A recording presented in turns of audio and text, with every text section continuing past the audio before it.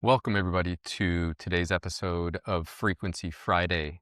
I want you to focus to the best of your ability today because this is going to be your frequency recalibration of the century. This is your bypass into what Dr. Jere likes to call source consciousness memory. We're going to find out who he is in just a minute. But today, we're not just physics.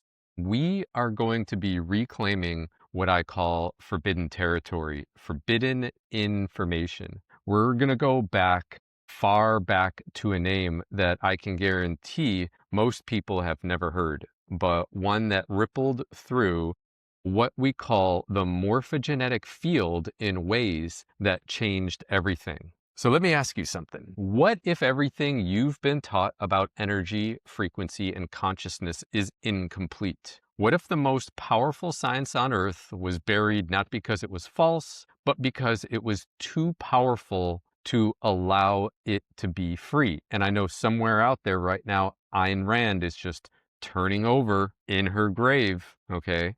But this is the fact, okay? And this is the stuff that I live for. This is the stuff that all my life I live to uncover, all right?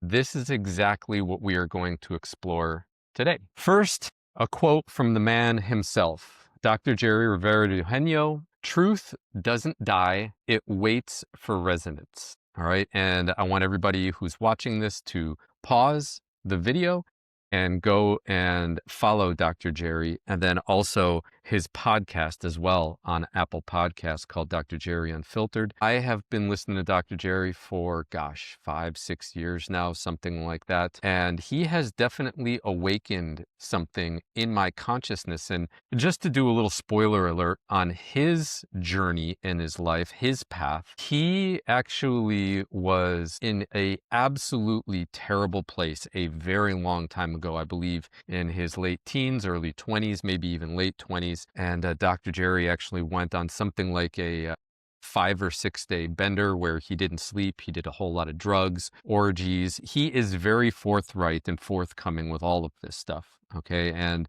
what ended up happening was he died. Dr. Jere died, and his friend ended up calling him an ambulance. The ambulance came, picked him up, and they resuscitated him a couple times, but he died a couple more times before he finally came to and stayed alive. Now, when he was in the hospital, obviously they're going to draw blood, they're going to do toxicology reports, everything like that. They didn't find any drugs or toxic substances in his body. And everybody was like, how can this be? Well, he ended up finding out later on in his life as he started to get downloads of where he was and actually what he was. And he talks about, when he died, when he had that overdose, that he exited his body. He exited through his head at about a 45-degree angle, and he went into the ethers. He went into, the fifth dimension, the fourth dimension, whatever you want to call that space where spirits go, where souls go to when you leave your body. Okay, we call this death here in the physical plane, but it isn't a death per se. It's only a degeneration and a rejection of your soul's frequency of the living components of your body. They're no longer suitable for the frequency. It needs to be regenerated. Okay, and I ended up watching a YouTube short today, which can kind of parallel what I'm talking about here. This gentleman who's a hypnotist was talking to one of his clients. His client was hypnotized. He had some type of illness, didn't really go into what it was, but he was hypnotizing the gentleman, and in hypnosis, he told the gentleman, go to wherever you are healed in your body. It doesn't matter what time or space or place. I want you to basically astral project and go to where you are healed. So he did so. And I guess it was something like 5 or 7 years ahead. He starts talking about, children and his wife, whom he didn't have yet. And then he ended up projecting back into the past. And he talked about how he was dying, and then a ball of light came down and took him into this grand projection of light. And he said, what do you do here in this time? And he said, nothing. And he said, okay, what's happening now? And he goes, well, I'm going into another body. And he said, okay, what year is it? And he said, well, it's this year. And the therapist was like, well, wait a minute, that's 15 years or 12 years or something like that, 12, 15 Earth years since you were back on Earth. What have you been doing? And he goes, nothing. I was waiting for this body. So think about that for a second. A lot of us, we just think that we're born. We think, I don't even know what people are thinking. I didn't even know what to think. All I knew, and I talk about this in the Everspace, was there was a point in time where I was young. I was maybe 7, 9 years old, and I can remember it like it was yesterday right now. I'm at my home, 80 Chateau Court. It's either a nice spring or summer day. It was warm, and either my parents upset me or my brother upset me or my friends upset me. I was upset. Okay, and I remember walking from the backyard in through the service door of our garage, and I was pulling my hair and I was punching myself in the head. And I was talking to God, and I was like, God, why did you let me come down here? Why did you let me come down here? I talk about this in the introduction of my book, The Everspace. It's on Amazon if you want to check it out. Okay. I never really made any sense of that. I never really thought about it until I was writing the Everspace. Until I sat down and started writing that book, I was like, wait a minute, I'm kind of putting this together right now. This is extraordinary. And it was at that point in my life where I was big into Ram Dass, and I was listening to his teachings and how he would leave his body during meditation, et cetera, et cetera. We know that we can do these things. We know that our physical body isn't it, but we are brought into this world, and the older you get, the more you leave that spirit world behind. The more you leave what I consider to be that true consciousness, like your true spirit energy is left behind. And what ends up happening, we are then brought in and we buy into the physicality of this matrix. Okay. And there's another person that I'm really getting into right now, him and his work, Jose Moralejo. He actually lives down in Miami, but I bought into one of his programs called Conscious Creator. And there are many times in his program where he talks about us being in a matrix. We are in a movie. We are in a simulation, but it's so incredibly real that we buy into the physicality, and then we YOLO. We think this is the only life that we have. Religion tells us it's the only life we have, right? There is no such thing as reincarnation. There is no such thing as resurrection. Only Jesus could do that. Because why? Because religion talks about divinity, but tells you that you can't obtain it. Okay, and that is actually from Richard Rudd and his Gene Keys book, which is absolutely phenomenal and fantastical. I recommend going and reading that as well. So I've done a lot of work around this stuff, guys. In all honesty, I don't want to pretend that I understand scalar waves. I understand a little bit. I'm by no means any type of physicist. I'm a physiologist. Okay, more than that, I'm a physiologist and kinesiologist. All right. So I try to marry energy and movement. And for some reason, I just can't buy into the simplified model of physics that we have, where things are like solid material and that's all it is. It's not just solid material. My computer frame has consciousness. Why? Because they're all atoms on a basic level, just like I am. So if I have consciousness, surely this aluminum frame of my MacBook can have consciousness. And these things have been studied, but they're not put out into the mainstream media. Why? Because there's a narrative that needs to be controlled by the people who have the most money in the world. And spoiler alert again, it's not Jeff Bezos, it's not Elon Musk, okay? It's not even the Rothschilds. There are people who don't want to be named or known. I can guarantee you their net worth is in the trillions of dollars, all right? And they're the ones controlling the oil companies, the banks, the narratives that are put forth in the mainstream media, in mainstream medicine, mainstream music. You name it, it's being controlled, and we're eating it up and believing. That becomes our basis for belief. And then everything else outside of that gets shunned, gets knocked down off its high horse or its pedestal. It ends up being debunked by some type of scientific study that was bought and paid for. Okay, getting way, way beyond the scope of today's presentation, but I feel like this stuff is necessary for you to know. And Dr. Jere, his podcast, his Rasha machine, which we're going to talk about later, is really where, if we are going to talk about scalar energy and consciousness coherence and things like that, this is where it should really be going. All right. It shouldn't be going into the mind control that certain things like the military industrial complex have been studying and using. It shouldn't be going in remastered audio albums that maybe have frequencies or subliminal messages imparted into them. And now you're listening to what you think is Van Halen remixed or remastered, but really what you're subjecting yourself to is just another frequency program that you have no idea exists. So that's what this presentation is for today.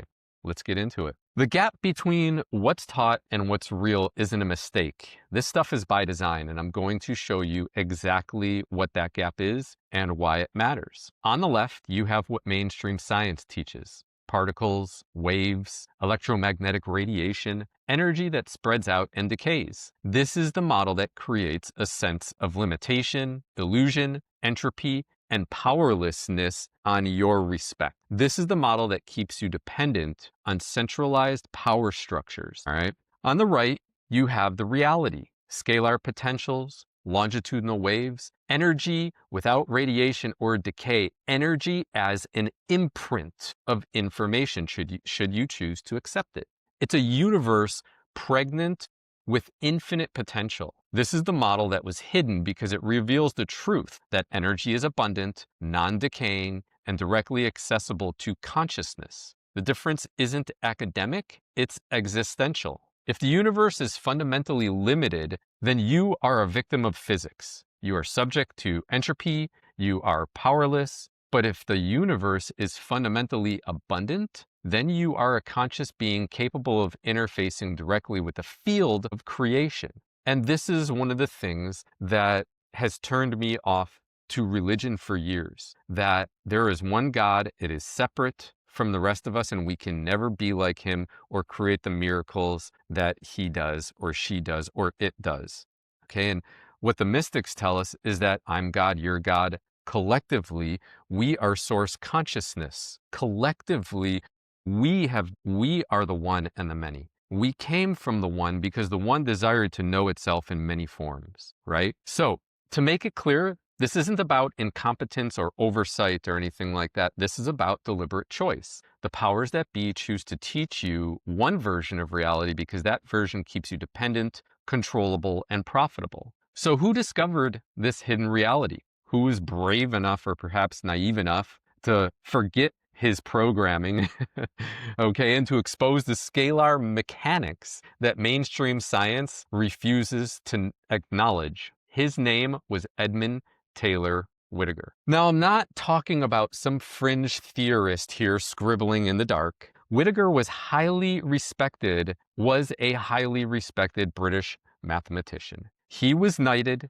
he taught at Cambridge, he worked alongside the greats, but paradoxically, he was the one who revealed the most inconvenient truth about physics. His credentials were impeccable. He was embedded in the very infrastructure of mainstream academia. He had authority, he had access, he had the respect of the scientific community. This makes his discovery all the more significant and all the more threatening to the established order. Think about the irony here. A man at the very top of academic authority became the one who revealed the system's greatest secret. This shows that the suppression wasn't about lack of evidence or lack of credibility. It was about power. It was about control. In 1903 and again in around 1910, Whittaker published his findings. These dates matter hugely. Why? Because they show that this knowledge has been available for over a century now. Just like I talked to people about Andrew Taylor Stillen in 1899 talking about fascia being the beginning of all disease. Fascia is nothing new. A lot of people come out and they talk about, oh, fascia this and fascia that, like it's this grand discovery, like we're just figuring and finding it out. We've known about fascia for a very long time. What the westernized medical system did deceptively was only have us study dead fascia, dead tissue. You go into anatomy class, you cut open the skin, and they say, peel back the fascia, throw the connective tissue, throw it in the garbage. Okay? You're only allowed to study dead fascial tissue. And then Jean-Claude Guimberteau, bless his soul, late in the 90s, decided, you know what? I'm going to study living fascia. It's just explosion, right? Absolutely insane. And then all of a sudden we start finding out that it remodels and models very differently to dead fascia. And it's connected to everything. And it's the prime mover and the prime antenna and downloader of scalar frequencies, the God consciousness, okay? This is what is in the vacuum or the ether or the field that I talked about a little bit, and Lynn McTaggart and her book, okay, that I talked about in the previous and last week's Frequency Friday. All right, but the basic issue, the basic command I want you to understand here is this isn't new. None of this stuff is new. This is old knowledge that has been deliberately kept hidden. So Whittaker's book, A History of the Theories of Ether and Electricity, wasn't just a historical commentary. It was a breadcrumb trail for those with eyes to see and ears to hear. He encoded the revelation within what appeared to be a simple historic chronicle. Even Whittaker had to be careful. He couldn't just come out and say it directly, just like a lot of people can't come out and say this stuff directly today. He had to hide the truth in plain sight. So what exactly did he discover? What was so revolutionary that it had to be buried? Let me break this down for you in ways that you can understand that are going to blow your mind. So Whittaker showed mathematically that electromagnetic waves are not fundamental like we're told to believe. They are not the base layer.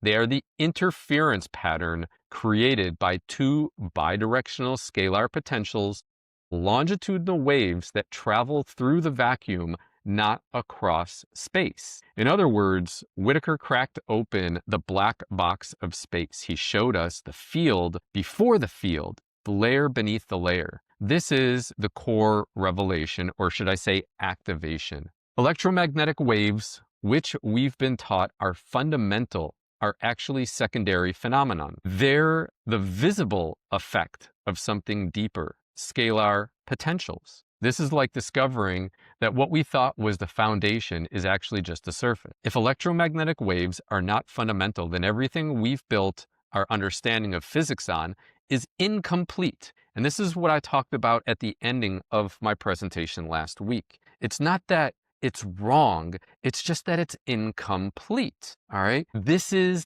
the ultimate in control. I do it with my children, okay? It's like, daddy, daddy, daddy, I want a graham cracker. Okay, well, I can't just give you a graham cracker because there's not enough nutrition. And what you're going to do is you're going to eat it and the sugar is going to extreme liquefy. And because children are so easily able to convert energy from sugar into their body, they get high off of it immediately. So let's slow that down a little bit. The nutrition is incomplete. Let's put a little bit of peanut butter on there. Now we put peanut butter, dense nutrition, and what ends up happening? We're more stable for a longer period of time. Mainstream media, mainstream medicine, all this other stuff that they're trying to come out with in order to control you, it's an incomplete model. And what does it do? It leaves you consistently wanting or needing more, okay? Are you with me here? So we've been studying the shadow on the wall while ignoring the object casting the actual shadow. This is not a small correction by any means, as you can imagine. This is a fundamental reorientation of how we understand reality. Whittaker proved this mathematically. He decomposed Maxwell's vector fields into scalar pairs. He showed the equations. This is rigorous, peer reviewable science. The fact that it was ignored isn't because it was wrong. It was ignored because it was right and dangerous. Scalar potentials come in pairs that interact through what is called phase conjunction. This is different from the radiative one-way transmission of electromagnetic waves. It's a more elegant, more fundamental structure. We're going deeper, right, into the science, into what is actually true. Now you might be asking me, what's the difference between these two types of waves? Why does it matter? Well, I'm going to show you coming up on the next slide exactly why this distinction changes everything. So this is the critical distinction here that we really need to nail home. On one side, you have transverse waves, what we're taught. On the other side, you have longitudinal waves, what's real. And the difference between them is the difference between limitation and what I would like to call liberation. Transverse waves move across space in perpendicular oscillation. They radiate outward in all directions. And what we need to understand is that all frequency is oscillation, but not all oscillations are frequencies or turn into frequencies, okay? They decay over distance and lose energy. They broadcast information through radiation. They have limited range and power.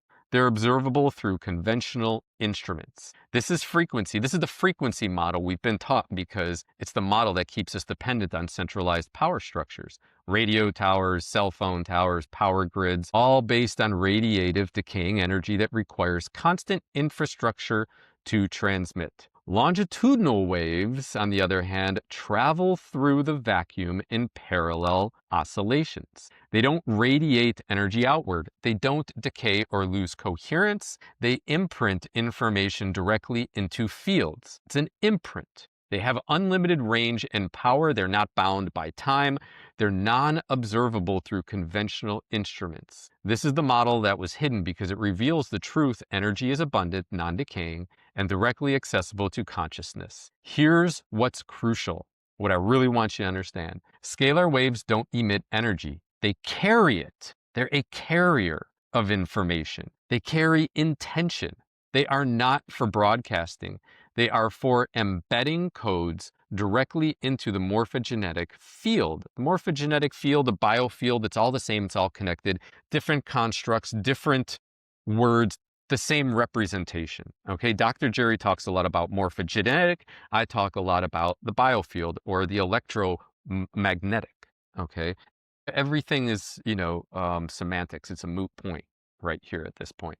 So this is why they're so powerful. They're not about power in the electrical sense. They're about information in the conscious sense. If you understand this distinction, you understand why scalar science was suppressed. Electromagnetic waves can be monopolized, controlled, and monetized. Scalar waves cannot. Why? Because scalar waves are the language of consciousness interfacing with matter. Once people understand this, they realize they don't need external infrastructure to access energy. They can access it directly through their consciousness, okay? This is the same reason why we can't patent vitamin C, because it comes from nature. You can't patent consciousness. You can't. You can't patent God. You cannot have a monopoly on God. Maybe the Muslims do because there's more of them than there are Christians. Okay, but that's beside the point. That's sheer numbers, sheer physical numbers, right? But you can't sit there and say, I'm going to charge you for accessing prayer, all right? It just doesn't happen, all right? So if scalar waves don't decay, if they don't radiate, if they carry information instead of just energy, what does that tell us about the vacuum itself? What does that tell us about the nature of reality? Well, it tells us that if energy can be transmitted without radiation, without decay, and without limitation, that means the vacuum is not empty. It's not a void. It's a living substrate. It's pregnant with potential, like I talked about. And that potential can be engineered directly from the field itself. This is way beyond electromagnetism. This is scalar creation mechanics before time, before decay, before what we call the physics, the quantum physics people even call entropy. The old paradigm says the vacuum is empty. Space is nothing. Even Lynn McTaggart's book, she talked about, they put two metal plates in a vacuum and there's still space between those plates. What that space was theorized to believe to be is the field, okay? And it was believed to be empty. Only information in there, okay? And what Whittaker showed in his book and his calculations is that that field is actually living space, okay? Energy spreads out and dissipates in this area. Entropy rules. Limitation is fundamental. We are victims of physics if we believe that the field is empty, all right? The new paradigm in all of this, and what Dr. Jere is trying to relate in his podcast, in this podcast, which I'm going to link below, okay, is that the vacuum is pregnant with potential. Space is alive with energy. Scalar energy can be engineered directly. Infinite potential is available. We are conscious creators. Energy can be engineered directly from the vacuum field itself, without wires, without particles, without radiation. This is not theoretical. Tesla did this. He built devices that pulled energy directly from the ambient scalar field. The military has been using this technology for decades. The only reason we don't have free energy devices is because free energy is incompatible with the current power structure. Let that sink in for a second, okay? The vacuum is not a void, ladies and gentlemen. It's a field of infinite potential waiting to be accessed and modulated by consciousness. This is not new age thinking. This is quantum physics. The 0-point field, the quantum vacuum, it's all the same thing. It's the field of all possibility, and consciousness can interface with it directly, okay? You want to look at things like human design now. You want to look at things like the gene keys. You want to look at things like astrology, all right? If Jupiter can be this massive gravity blanket for us of protection from asteroids, from things that are trying to take out the Earth, do you think that we're feeling the energy and gravity from Jupiter as well? You damn well better believe it. Jupiter's retrograde right now. I think step 24, something like that. So step 24 in Cancer means we are thinking about what we are receiving. We're going back over what we feel and believe we are receiving from our family consciousness. Okay, that's what it is. That's the energy of it. If you're not conscious of it, the energy uses you. If you're conscious of it, you can use that energy to your benefit. You feel me? Are you with me? Are you understanding? Okay, so there are no intermediaries here, no technology required, though technology can amplify the interface, just like understanding that it's there can amplify the interface. Direct access, this is direct access to the field of creation itself. This is what the power structure fears most. Not weapons, not free energy, but conscious beings realizing they can create directly. So if the vacuum is alive and pregnant with potential, why don't we all know about this? Why isn't this taught in schools? Why isn't this the foundation of our technology? Because someone made a choice to hide it. It's just that simple. And I'm going to tell you exactly why. You cannot patent the vacuum, just like I already mentioned. You cannot monetize consciousness coherence. You cannot run a war economy on free energy technology. And that's exactly why this knowledge was buried. This is the first and most obvious reason. Scalar energy means free energy. Free energy means no energy monopolies. No energy monopolies means no trillion-dollar industries controlling civilization. The power structure depends on scarcity. Scalar science proves abundance. As long as people believe energy is scarce and limited, they remain dependent on centralized power structures. The moment they understand that energy is abundant and directly accessible, the entire economic system collapses. There's something deeper here that I want you to think about. Scalar fields directly interface with consciousness. If people knew this, they'd stop thinking they're victims of their biology. They'd realize their consciousness can communicate directly with matter through frequency. That's not controllable. You can't control someone who understands they're a conscious creator. You can only control someone who believes they're a victim of their circumstances. The military-industrial complex seized this knowledge and locked it into classified programs. They didn't suppress it because it was false. They suppressed it because it was true and powerful. They weaponized it for weather modification, biological targeting, silent interference that you have no idea about. Why share power when you can monopolize it? Why give humanity access to free energy and consciousness technology when you can use that technology to control humanity instead, right? The knowledge was compartmentalized. Different departments working on different aspects, none of them seeing the whole picture. And then what ends up happening, here comes Hollywood and things like Stranger Things, which is coming out right now, right? And you look at it and you're like, oh yeah, that's just science fiction. No, that's not science fiction. Scientists in universities were told the ether was disproven. Scientists and military programs were told the ether was the foundation of everything. The public was given a neutered version of physics. The real power went dark. Now let me show you exactly how this knowledge was hidden. It starts with a concept that was actually on the right track, the ether, but then it was deliberately misrepresented. There was awareness that something existed beneath matter, an all-pervasive medium, not just filled with particles, but pulsing with potential. They call it the ether, and they weren't wrong. They were just manipulated into looking at it the wrong way. In the 19th century, scientists understood that there was something beneath matter, a medium, a field, the ether. They were on the right track, right? They sensed the truth, but then something happened. The narrative shifted. Maxwell's vector calculus and Einstein's space-time curvature replaced the ether concept. The ether became a failed idea, basically. Discarded pre-relativity theories, okay? It was marked pseudoscience, right? But here's the thing. The ether wasn't wrong. It was just incomplete. Scientists were looking at the ether and seeing electromagnetic waves, but beneath the electromagnetic waves was something deeper, the scalar potentials. Whittaker dissected Maxwell's vector calculus.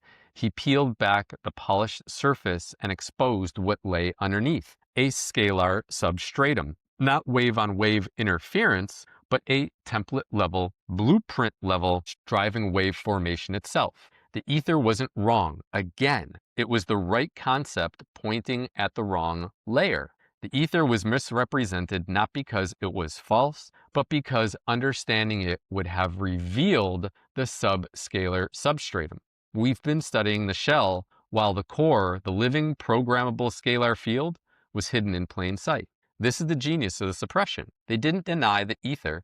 They just redefined it as pseudoscience and moved on. Scientists were redirected away from the truth, not through force, but through paradigm shift. This shows that whoever orchestrated this understood science deeply. They knew how to hide the truth in plain sight. So we have Whittaker proving the mathematics, but mathematics alone doesn't change the world. You need someone who can actually build the technology. And that someone was good old Nikola Tesla, our man. So we're looking at Tesla's intuition now and Whittaker's math. This is the blend of two geniuses, right? Tesla felt what Whittaker would later calculate. He didn't need equations. He had frequency, vibration, and oscillation. He had the keys. Whittaker had the lock. And when they converged on the same truth, that scalar frequency is real and accessible. The military arrived and locked both of them away. I told you about when Tesla died, the US government, everybody knows this. This is not, I'm not trying to be like some conspiracy theorist or something like that. Everybody knows this, that the US government came in, took all of his trunks and all of his papers and all of his stuff and left like one or two things, okay? What was in all of that stuff? What did they do with it? Okay, I mean, like, it just is what it is, right? Tesla, as we know, was an intuitive genius, man. He didn't work from equation. He worked from frequency, vibration, and resonance. He understood at a deep level that the vacuum was alive with energy. He built devices that tapped into scalar energy.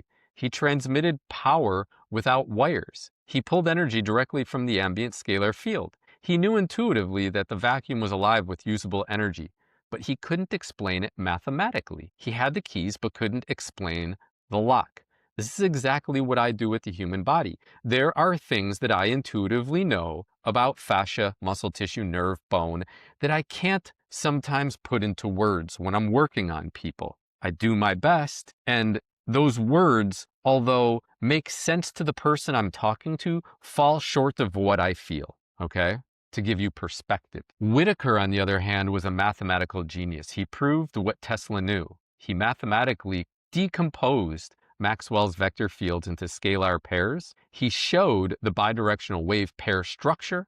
He exposed the scalar substratum beneath electromagnetism. He had the equations. He had the proof, but he couldn't build the machine. He had the lock, but couldn't turn the key. Both paths led to the same truth, that scalar energy is real. Frequency, vibration, oscillation, and scalar resonance are the true drivers of not just manifestation, but materialization. Okay? Manifestation and materialization. Manifestation is the thought structure. The scalar thought structure, which then turns into something real in your life through your vibration, your constant oscillation. And we do this through feelings, which turn into beliefs, which then the mind thinks of a way to make happen. The mind is last, all right? It's always last in the equation. First, we get a feeling, which turns into a belief, and then the mind helps make that real in the physical world, all right? So we're now starting to understand that energy can be transmitted without wires, without radiation, and without decay. The vacuum is the source. Two different approaches, two different minds, one truth. The military-industrial complex didn't suppress this knowledge because it was false. They seized it because it worked. They weaponized it for weather modification, which is now starting to come to surface a lot more. Even Amazon put a documentary about cloud seeding, okay? Biological targeting and silent interference. Things like HARPA and DARPA. Go and look them up. You know, you can listen to Ian Carroll too. Ian Carroll is onto a lot of these things as well, right? While Tesla was discredited and Whittaker was buried in academia, the real power went dark into black budgets and classified research. This is the tragic part. Imagine if Tesla's intuition and Whittaker's mathematics had been combined openly. Imagine if free energy technology had been developed for the benefit of humanity. Instead, it was seized and weaponized. The technology exists. It's just not in your hands. It's in theirs. So the knowledge was proven, both intuitively and mathematically. But instead of liberating humanity, it was weaponized. Let me show you exactly how that weaponization happened. This isn't a conspiracy theory. This is physics with a security clearance. That's all it is. Really, departments, military, corporate, intelligence-based, are building frequency weapons based on scalar phase conjunction. The technology is real. The suppression is real. The only question is, what will we do with this knowledge? From 1903 to 1910 is when Whittaker made his discovery. Well, 1920s to the 90s is when the military seized the knowledge. Patents were lifted, universities stopped teaching it, the knowledge was compartmentalized into black programs. The 1940s to present now is when the weaponization starts to happen. Weather modification, biological targeting, silent interference, consciousness manipulation. You know, Dr. Jack Kruse is another guy at the tip of the spear of a lot of this stuff too. He'll talk about, you know, things like Operation Paperclip, etc. The military-industrial complex used scalar technology to control, not to manipulate, not to liberate, While classified programs weaponized scalar science, the public was taught a neutered version of physics. Particles, entropy, limitation, etc., what we already talked about. The real power remained hidden. This is the genius of the suppression. They didn't deny scalar science. They just kept it secret while teaching everyone else a different version of reality. The knowledge was compartmentalized, different departments working on different aspects. Scientists in one program don't know what scientists in another program are doing. This prevents any single person from seeing the whole picture, right? It also prevents any single whistleblower from being able to prove everything. A lot of those guys have been on Joe Rogan. Be specific about what scalar technology can do. We are talking about weather modification, like I said, HARP, chemtrails, directed energy weapons, biological targeting, frequency weapons that can shift specific DNA sequences, silent interference, consciousness manipulation without any physical evidence. These aren't theories. These are documented capabilities that have been publicly discussed by military and intelligence officials. Another name I am going to drop is Laura Knight Yadzik. I have read all of her wave books, and she talks about all of this stuff. There are a couple of podcasts that she's been on with Jay Campbell. I think like 7 or 8 podcasts with Jay Campbell. Just another massive trip, okay, that proves what I've been feeling and experiencing, okay, that I couldn't really prove or put into words, all right? But the basic thing is that these technologies are real. All right, the suppression is real. The only question is, what will we do with this knowledge, right? This shifts the conversation from victimhood to agency. You're not here to make them feel helpless. You are here to empower them and make choices. So now you know the history. You know what was discovered. You know why it was suppressed. You know how it was weaponized. But here's another question for you. What can scalar fields actually do? What are the real capabilities? That's what I'm really excited about to share with you next. So now that you know the history and now that you've known what was discovered, and now you know why it was suppressed. But here's the real question. What can scalar fields actually do? What are the capabilities? Because understanding what scalar fields can do is understanding what you can do once you remember who you are. Scalar fields can directly imprint the blueprint templates that organize matter. They don't energize, they code once again. So there's a coder writing a code on the computer. Is the computer the originator of the code? No. It's the person behind the computer, right? That's typing in the specific sequence of zeros and ones that is teaching the computer what to do, all right? So scalar energy, they are not the energizers. They're the code behind the energy. They encode the instructions that tell your cells how to organize, how to heal, how to remember their original design. This is not subtle energy work. This is morphogenetic field engineering. Your cells have a blueprint. That blueprint is stored in a morphogenetic field. Scalar fields can imprint that field directly without going through the electromagnetic system. This is why scalar technology is so powerful and so threatening. Most of your DNA is dormant. It's called intron DNA, all right? And these intron sequences that are the ones that hold untapped potential. Scientists even call them junk DNA. But that's because they don't understand what they're looking at. They've never been taught. They're separate from the truth, right?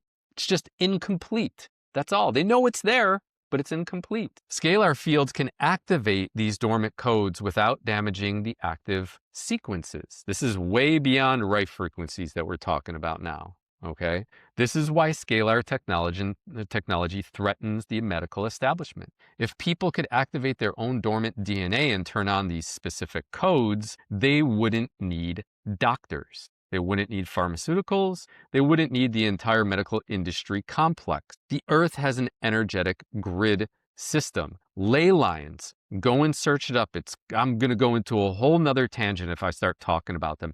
Vortexes like in Sedona, sacred sites, okay, like the pyramids of Giza, right? These are not metaphorical. They are real energy structures that scalar fields can repair and strengthen these planetary systems, like the water in Lourdes, France, okay? This restores coherence to the planetary morphogenetic field. Healthy planet, healthy consciousness. When the planetary grid is coherent, human consciousness is coherent. When the planetary grid is disrupted, human consciousness is disrupted. This is why weather modification and HARP are so important to the power structure. They're not just weapons, they're consciousness control devices. Scalar fields can initiate morphogenetic field consciousness coherence across harmonic universes. Remember, they're not bound by space or time. This means your consciousness can synchronize with higher dimensional templates. You can remember who you really are. You access abilities that have been dormant. You become aware of your multidimensional nature. This is the ultimate threat to the power structure. Not weapons, not free speech, not free energy, but conscious beings realizing they're multidimensional creators. If you knew scalar energy was real, you'd stop thinking you're a victim of your biology. You'd realize your consciousness can communicate directly with matter through frequency, oscillation, form, and function. You'd become empowered. You'd become free, and that's not controllable again. The power structure can control victims. They cannot control creators. So now you understand what scalar fields can do. But understanding the theory is one thing. Building the technology is another. And that's where Dr. Jere's Rasha system comes in. This is where theory becomes operational technology. So I am not going to even begin to sit here and say, I understand exactly what Dr. Jere understands, okay? I'm going to loosely go through this, okay, and his Rasha system. I wanted to be a part of the Rasha system and get one for my practice a long time ago, and I think 2020, but the monetary contribution was beyond my scope of means at the time. Have I gotten Rasha sessions? Yes. There are many different practices and people that have it and hold its power, but still don't understand the full power of what they have. Okay. And there are also things like on the 12th of every month at 12 o'clock Pacific, Dr. Jere will do a free Rasha upgrade. Find out, you get on his email list, everything like that. Okay. And you can then join those for free and get that consciousness upgrade. I've been doing them for, gosh, I want to say maybe 2 years now. I mean, they're just, they blow my mind. They're phenomenal. Okay. They last about a half hour, and God bless him for doing those things for free, having something so powerful. But basically, the way that Rasha works is based off of his base 12 integration. And what he does in his principles behind it is that he's not weaponizing this information. He's releasing it to the public and allowing you to scale your own scalar to consciousness abilities. All right. That's the most important thing we need to understand here. And like I said, check out his websites, check out his podcasts. The guy's a man after my own heart. I absolutely love what he's doing. And that's why I wanted to break down this podcast that he did for common people and people who are following me to understand also the depth of where I get my information from. Okay. So this is theory becoming technology. Dr. Jere, when he returned back to Earth after he had died, he came back and slowly started getting downloads from the ethers. Okay. And this is where it took him in his life to build this machine that he calls the Rasha. Loosely getting down to base 12 and the square root of 2 here. And one of the things we need to understand is that the mathematics of creation is not base 10. Base 10 is how we count money and measure time. It's the mathematics of limitation. The mathematics of creation is base 12.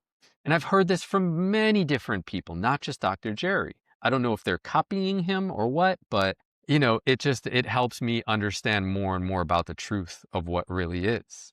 Okay. The bridge between densities is the square root of 2. This is not metaphorical. This is literal mathematical architecture. Base 10 is what we're taught. 10 fingers, 10 toes, decimal system, linear progression, finite cycles. This loops back on itself. Base 10 loops back on itself. It creates limitation. It's entropy based. This is the mathematics of control and scarcity. Base 10 is how we count money, measure time, and organize civilization. It's not wrong, it's just incomplete. It doesn't allow for eternal expansion. It's what Dr. Jere calls finite life death science. Okay? I love how he puts things, man. It just blows my mind every single time. Base 12 is the eternal code, okay? Or infinite life creation. Okay, infinite life consciousness. 12 zodiacal signs, 12 dimensions, 12-fold symmetry in nature, spiral progression, infinite expansion. It doesn't loop, it spirals outward eternally. It's regenerative, source aligned. This is the mathematics of liberation and abundance. Base 12 is how the universe actually works. It's the cosmic mathematics of creation itself. This is the key. The square root of 2 is the only scalar that allows energy to phase transition across densities without collapse. It carries the field from density 1 all the way up through density 4, and it does not fragment. It does not fracture. It remembers. This is not theoretical. This is the mathematical foundation of how consciousness interfaces with matter across multiple dimensions simultaneously. Okay, and the more that I keep on getting into quantum theory and quantum shifting, and the way that we need to start seeing life is that there are multiple different dimensions, and every single one of them, it's infinite. Another great movie or show is called Dark Matter. Go and check that one out. I think it was on HBO Max. I watched that probably a year ago and I was like, oh my God, dude, like everything Dr. Jere said and everything that I'm learning is real, because now, you know, they have to tell you about it because it's starting to come out. And how do they do that? Always through Hollywood, man. Always through Hollywood, because you sit there and just think like, wow, this is really cool shit, man. This is just a movie. Yeah, it's just science fiction. No, the devil's in the details. That's how it gets you, right? This is real stuff, but we are making you feel like it's pretend. Once again, they're talking to you like a child, making you think that it's incomplete, right? So we need to understand that energy can transition between dimensional densities while maintaining coherence and memory. This is the mathematical foundation that allows consciousness to interface with matter across multiple dimensions simultaneously. This is why base 12 codes and the square root of 2 are essential for energy transmission across dimensional densities. They're not just numbers, they're the architecture of creation itself. Rasha uses base 12 winding ratios based on the square root of 2. Scalar coils wound not just for charge, but for consciousness coherence. Remember, we always need that coherent component. The result is morphogenetic frequencies that align with your original DNA structure. You don't receive energy, or you remember. Ram Dass talked about this so much. You are remembering your codes. You're remembering who you actually are through a scalar imprint anchored in the mathematics of creation itself. So now you understand the technology, you understand the mathematics, but the most important thing to understand is what this means for you personally. This is about recalibration, friends. This is about remembering who you really are. You are not broken. You are not a victim of your biology. You are not powerless. You are remembering. You are recalibrating. And scalar technology facilitates that remembering by reactivating your consciousness through direct imprinting of morphogenetic templates. You are a victim of your biology. Your genes determine your destiny. Your consciousness is an epiphenomenon, a byproduct of brain chemistry. You are powerless. You are broken. You need external intervention to fix you. The narratives keep you dependent on doctors, on pharmaceuticals, on the institution, on systems that profit from your limitation. This is the narrative that has been taught to you your entire life. This is what always didn't feel right to me. I'm 47 years old. I don't get my blood drawn. I don't have a primary physician. I am my own best doctor. I am my own best therapist. I am my own best nutritionist. My kids don't go to doctors. My kids don't have vaccines. Say what you want. Unfollow this channel. You know, throw as much hate as you want in the comments. I'm living my own truth based off of what I eternally knew but couldn't express. And the more that I evolve, I start finding these little pieces to the puzzle. I start finding people like Dr. Jere, like Laura Knight Yadzik, like Dr. Jack Cruz, like even your man Ben Carson. Okay, I start finding people, and what it is, yeah, you could call it tribalism. I'm even willing to give it a negative connotation and call it tribalism, that I'm finding people who agree with what I believe, but I felt it first. Where did that feeling come from? Something that was unlocked in me that may not have been unlocked in you prior to this presentation. This silly little YouTube video, okay, is now unlocking an entire world that you never knew existed. And I'm not trying to turn this into a cult or into some type of dogma. For some of you people, it may not resonate. And you may listen to this and, Chris is crazy. Old Chris, you know, he's off his rocker, had a little bit too much grandpa's medicine last night, something like that, right? I don't do drugs. I don't even drink, okay? I'm not about ayahuasca, going and doing retreats like that. I actually don't like things that alter my brain chemistry. I don't like how it feels. I never did, okay? This is something that over time just started to come alive in me. And then all of a sudden I would find something or something talking about it, improving what I already felt. I couldn't deny it, okay? And like I said, this is just true for me. I'm trying, because we're in this grand multi-dimensional cafe, okay? This is gonna live somewhere for the rest of my life. My kids are gonna be my age and they're gonna be able to sit down and watch something like this and be like, Man, Dad was a fucking legend because he spoke his truth. He was a conscious creator. He spoke his truth, right? So here's the new reality I want you to think about. You are a conscious being interfacing with matter through frequency and oscillations. Your consciousness can communicate directly with your DNA. Your morphogenetic blueprint is programmable. You are powerful. You are whole. You are remembering who you really are by listening to something like this. This reality liberates you. You become the architect of your own biology. You become the creator of your own experience. Scalar technology doesn't impose external control. It doesn't overwrite you. It reminds you of who you are. It reactivates your consciousness through direct imprinting of morphogenetic templates inside your intron DNA. You start to remember. Your cells remember. Your consciousness remembers. This is the future of healing, not energizing, remembering. From victim to creator, you are the divine because you came from it. You are going in this presentation from broken to whole, from dependent to sovereign, from energized to remembered. This is the recalibration I want you to experience with this video. This is what happens when your consciousness realizes it's not separate from matter. It's intimately woven into the fabric of that matter and creation itself. And scalar fields are the language that consciousness uses to speak directly to that matter. This is about you now, not about the technology, not about the mathematics, not about the history. It's not even about the military-industrial complex and how all this stuff is suppressed. It's about you realizing that you're not broken. You're not lost. You're not a victim. You're a conscious being remembering your true nature. And scalar technology is just a tool to facilitate that remembering. It's a bridge of sorts. Take a deep breath. We've covered a lot of ground here. We've gone from the history to the science, to the technology, to now personal empowerment. And this is what I love doing with all of my clients, okay, is to get rid of the inner critic, which was instituted by maybe your parents' conditioning and society. And I want you to start to activate the inner coach. If this resonates with you, reach out to me. I'd love to have you in my inner circle. I'd love for you to be in my program, Rebuilding You, okay? But there's one more thing I need you to understand, and that's that the future is not coming.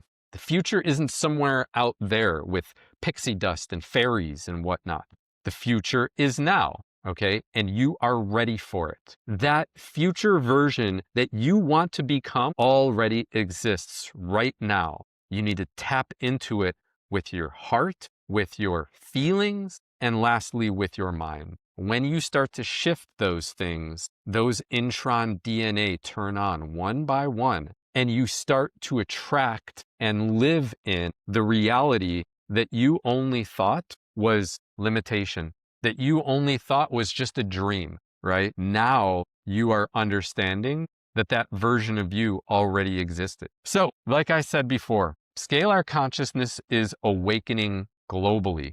The truth doesn't die. It waits for resonance. And now that resonance has returned. What Whittaker uncovered, what Tesla experimented with, what the military compartmentalized, we have now liberated and resurrected through Dr. Jere's Base 12 eternal coding. This isn't electromagnetic therapy again, ladies and gentlemen. This is the scalar reactivation of consciousness blueprints. This is morphogenetic field architecture recalibration, anchored in source, beyond polarity, beyond entropy. Scalar consciousness is awakening globally. Again, this is not just about you.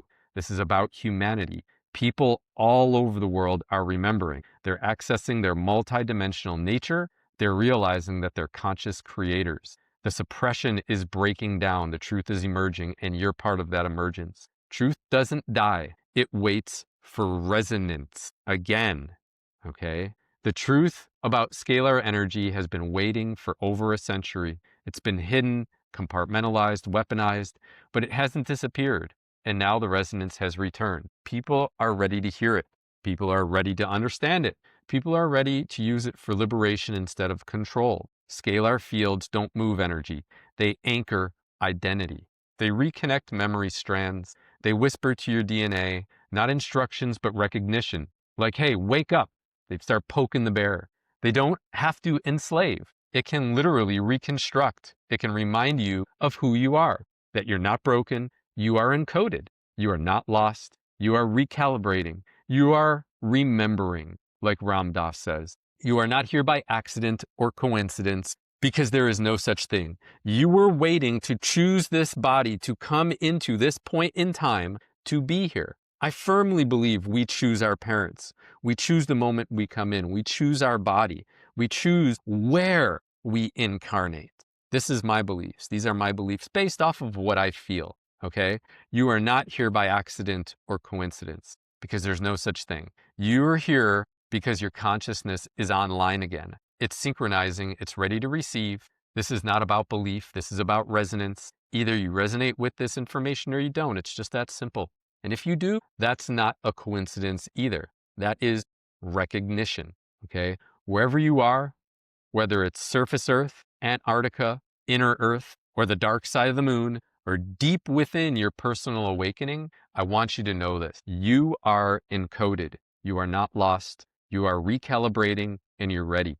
This is not a promise. This is a statement of fact. You are powerful beyond belief. And that's what scares us as physical entities the most. There was a Ram Dass always talks about this. There was a article that I think it was like the New York Times or somebody did, or People magazine did in the 1980s, that said 82% of people had a mystical experience and they never want to have it happen again. Near-death experiences, leaving your body, unless if you're consciously trying to do that, scares the hell out of most people because they're so familiar with that physical component of themselves, okay? But if you're watching this, I'm telling you, your consciousness is ready, your DNA is ready, your cells are ready. The only question is, are you ready to remember? The truth awakens, ladies and gentlemen. It doesn't attack. I'm not attacking anybody in this presentation, in this video, okay? Keep your frequency elevated, keep your shield strong, and keep your consciousness coherent.